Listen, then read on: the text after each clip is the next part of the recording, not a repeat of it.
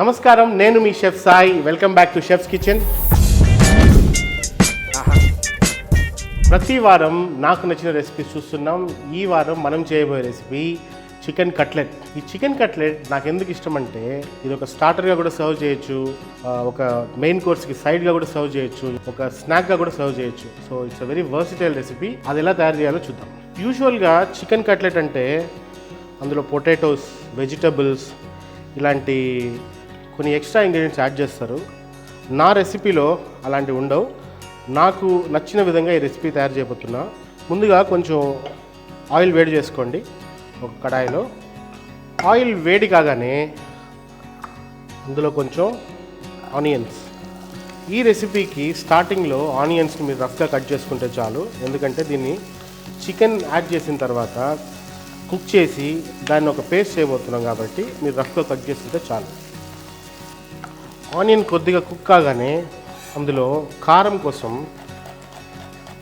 ఒక చిన్న మిరపకాయ, కొద్దిగా కర్రీ లీవ్స్, ఆనియన్ కొంచెం ఫాస్ట్గా కుక్ కావాలంటే ఉప్పు. ఈ ఆనియన్ మీరు బ్రౌన్గా కుక్ చేయాల్సిన అవసరం లేదు, ఈ రా స్మెల్ పోయేంత వరకు కుక్ చేసుకుంటే చాలు. ఇందులో ఒక 1 tablespoon ginger garlic paste,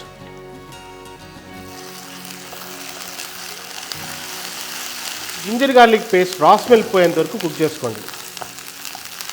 so onion and ginger garlic paste ready అయిపోయింది. ఇప్పుడు దీనిలో మనం కట్ చేసుకునే చికెన్.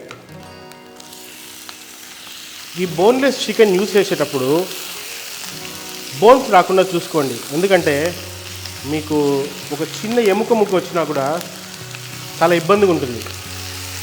నార్మల్లీ మీరు ఈ చికెన్ షాప్లో వాళ్ళు సరిగ్గా కట్ చేయకపోతే అది చాలా ఇబ్బందిగా ఉంటుంది. సో ఆ విషయంలో కొంచెం జాగ్రత్తగా ఉండాలి. సో ఈ చికెన్ కుక్ అయ్యేటప్పుడు మనకు కావాల్సిన మసాలాస్ ఇందులో వేసుకుందాం. ఆల్రెడీ ఉప్పు వేసాం, కానీ మనం ఇప్పుడు కోటింగ్ చేయబోతాం కాబట్టి దానికి కూడా కావాల్సినంత ఉప్పు ఇప్పుడే వేసుకోవాలి. కొద్దిగా పసుపు, ఒక 1 టేబుల్ స్పూన్ మిరప్పొడి, ఒక 2 టేబుల్ స్పూన్ ధనియాల పొడి. ఈ పొడి అంతా వేసుకున్నాక మంచిగా కుక్ చేసుకోవాలి. కొద్దిగా నీళ్ళు,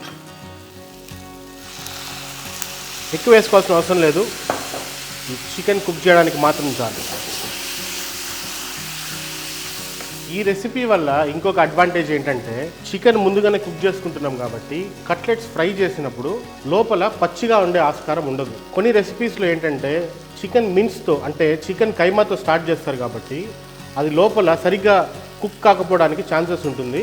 అలాంటి ఒక డిసడ్వాంటేజ్ ఈ రెసిపీలో ఉండదు. So this is a very safe recipe. So chicken cook అయిపోయింది, ఎక్కువ కుక్ చేయాల్సిన అవసరం లేదు, ఎందుకంటే చికెన్ బ్రెస్ట్ యూస్ చేస్తున్నాం కాబట్టి కొంచెం హార్డ్ అవుతుంది.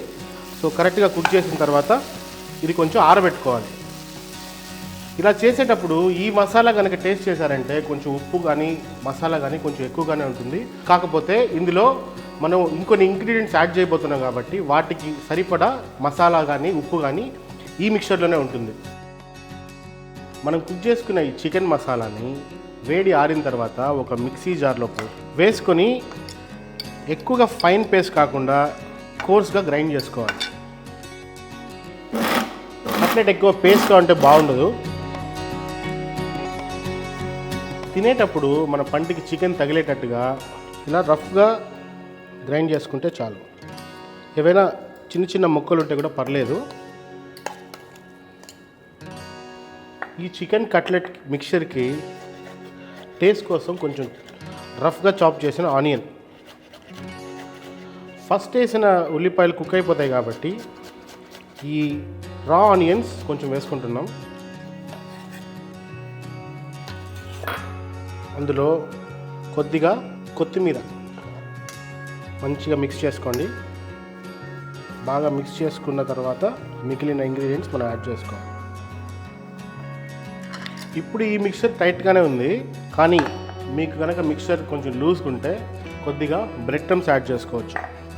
బ్రెడ్ క్రమ్స్ అంటే మీకు సూపర్ మార్కెట్లో దొరికే బ్రెడ్ క్రమ్స్ కాదు, ఇలాంటి బ్రెడ్ స్లైసెస్ నుంచి సెంటర్లో ఉన్న పార్ట్, మధ్యలో ఉన్న భాగం మాత్రం తీసుకొని మనం దాన్ని మిక్చర్లో యాడ్ చేసుకోవాలి. ఇది కట్లెట్ మిక్చర్ లూజ్గా ఉంటే మాత్రమే.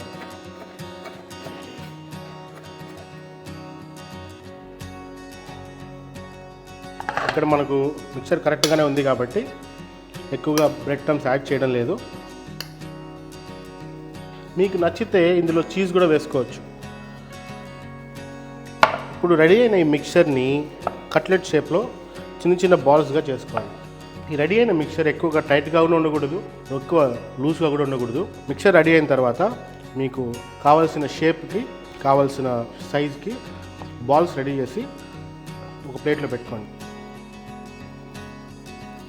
మన కట్లెట్ బాల్స్ రెడీ అయిపోయినాయి. ఇప్పుడు దీనికి కోటింగ్కి కావాల్సినవి ఎగ్స్, బ్రెడ్ క్రమ్స్ అండ్ మైదా. ఇది మనం రెడీ చేసేటప్పుడు మన నూనె డీప్ ఫ్రై చేయడానికి నూనె రెడీ చేసుకోవచ్చు.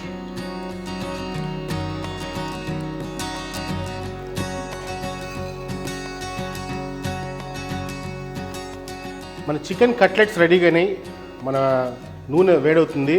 ఇందులో మనం మన కోటింగ్ రెడీ చేసుకుందాం. మీ దగ్గర ఉన్న కోటింగ్ నంబర్ బట్టి 1 లేదా 2 ఎగ్ వైట్స్ మాత్రం. నా రెసిపీస్లో కోటింగ్స్లో నేను ఎగ్ వైట్ మాత్రమే యూజ్ చేస్తాను, ఎందుకంటే ఎగ్ యోక్స్లో కొంచెం స్మెల్ ఎక్కువగా ఉంటుంది కాబట్టి నేను ఎగ్ యోక్స్ అవాయిడ్ చేస్తాను. సో ఎగ్ యోక్ బీక్ చేసుకోండి.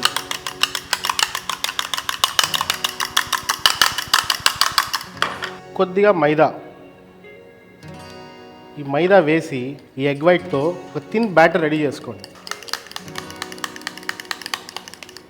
ఈ కోటింగ్కి కావాల్సిన బ్యాటర్ మరీ పల్చగా కూడా ఉండకూడదు, అలానే మరీ థిక్గా కూడా ఉండకూడదు. ఒక పోరబుల్ కన్సిస్టెన్సీ. మరీ థిక్గా ఉన్నా థిన్గా ఉన్నా కోటింగ్ సరిగ్గా రాదు.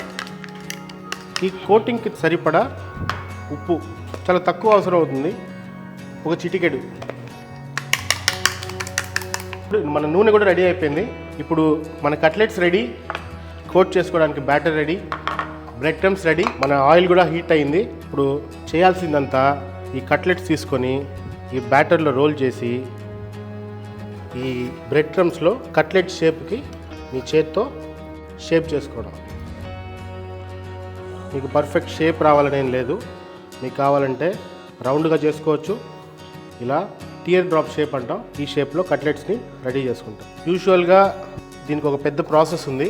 మైదాలో కోట్ చేసి దాని తర్వాత బ్యాటర్లో పెట్టి తర్వాత బ్రెడ్ క్రమ్ చేసి, సో లాంగ్ ప్రాసెస్. హోటల్లో అంత టైం ఉండదు కాబట్టి మేమేం చేస్తామంటే ఎగ్తోనే బ్యాటర్ రెడీ చేసి దాని తర్వాత డైరెక్ట్గా బ్రెడ్ క్రమ్స్లో ఇలా చేసుకోవడం వల్ల మాకు చాలా టైం సేవ్ అవుతుంది.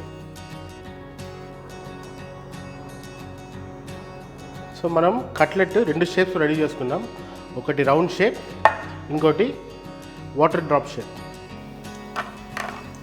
సో రెడీ అయిన ఈ కట్లెట్స్ని ఆయిల్లో మీడియం ఫ్లేమ్లో ఎక్కువగా వేయకుండా ఒక రౌండ్కి ఒక 5-6 ఈ కడాయి సైజ్ బట్టి ఎక్కువ ఓవర్ క్రౌడ్ చేయకుండా ఫ్రై చేసుకోవాలి. ఈ చికెన్ ఆల్రెడీ కుక్ అయిపోయింది కాబట్టి కోట్ చేసిన బ్రెడ్ క్రమ్స్ కలర్ వస్తే చాలు. ఓకే, మన చికెన్ కట్లెట్ రెడీ అయిపోయింది.